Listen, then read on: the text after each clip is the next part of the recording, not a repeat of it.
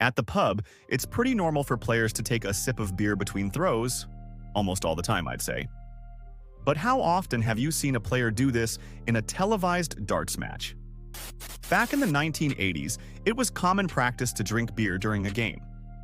Even in the most important matches, the atmosphere still felt like a pub, so drinking while playing was almost a natural consequence.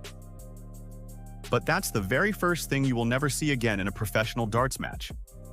In this video, I've put together 7 things you'll never see again in modern darts. You all know philtaylor, right? The 16-time World Darts Champion. Well, that's something we will almost certainly never see again in modern darts. I know it's a bold statement, and some of you will disagree, convinced that Lukelittler will one day beat Taylor's record. Littler has age on his side. He's not even 18 and already has a world title, while The Power won his first at 30. But Taylor's career lasted more than 25 years, and that kind of longevity is not something the Nuke can simply take for granted. More importantly, the level of competition has grown dramatically. What was once a purely British sport in the 1980s and 1990s has become global, with champions now coming not just from Europe but from all over the world. I don't know if Lukelittler is stronger than Taylor or if he ever will be. But when it comes to titles, matching Taylor's record will be almost impossible. Why does Jockey Wilson light a cigarette in the middle of a televised match? Has he gone mad? Not at all. In the 1980s, it was simply very common. Like drinking beer, smoking during a match was perfectly normal, given the pub-like atmosphere in which the game was played. Watching these images today feels surreal, considering how much society's view on smoking has changed. Today, of course, smoking on stage is unthinkable, and it's one more reminder of how far darts has come from its pub roots to the professional sport we see now. To stay on topic, let's take the 1990 World Championship final between Taylor and Bristow. Listen to the atmosphere.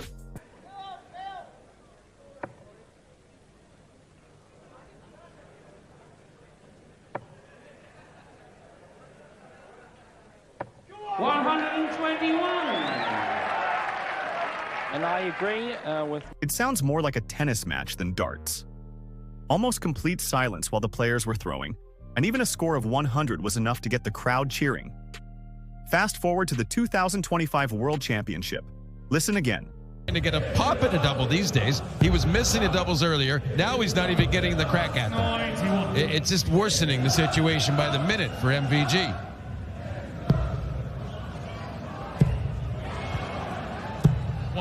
That's number 3 for Littler, and it comes. The atmosphere is completely different. Chants and singing throughout the match, and cheers saved almost exclusively for the 180s. Darts has gone from a quiet pub environment to a full-blown spectacle, with players themselves adding to the show through elaborate walk-ons and increasingly animated celebrations. For viewers at home, this is certainly more entertaining. But for the players, it can be more challenging to perform in that kind of noise. Some struggle more than others, though with experience most eventually adapt. A separate issue is the crowd going too far. Booing players has become more frequent in recent years. It's unsportsmanlike and unjustifiable. The PDC has tried to reduce the problem, and after a couple of seasons where it was constant, it's now less common.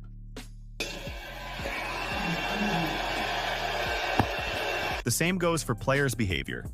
Sometimes the celebrations are exaggerated to enhance the show.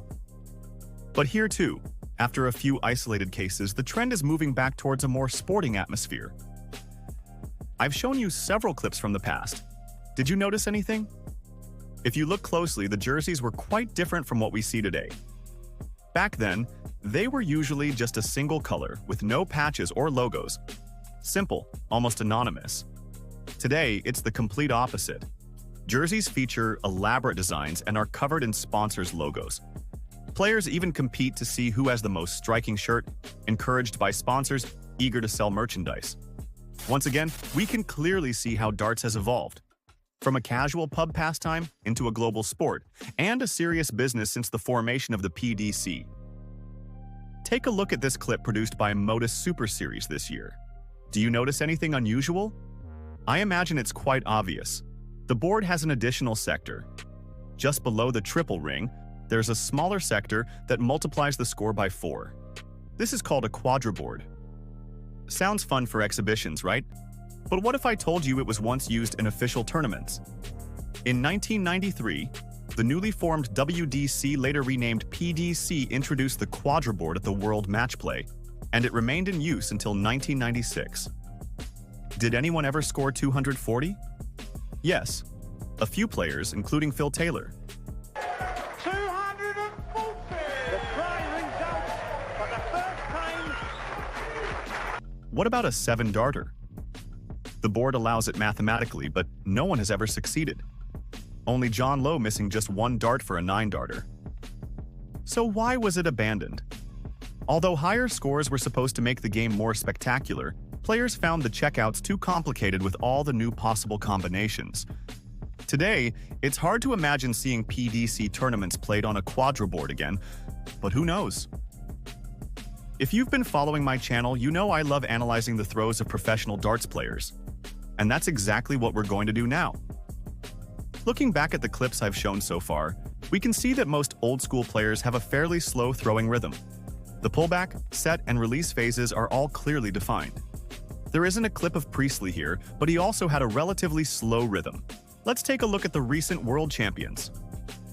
Smith, Littler, and Humphries. What do they all have in common? Speed. And of course, Van Gerwen belongs in this group as well. They all throw with a very fluid motion, totally different from the old legends like Bristow, Taylor, or Lowe. Is it better? Not necessarily. But it might give an advantage when it comes to replicability. Once you've hit the treble, it's easier to repeat the throw and hit it again. That said, rhythm is always a personal thing. Still, there's no denying it.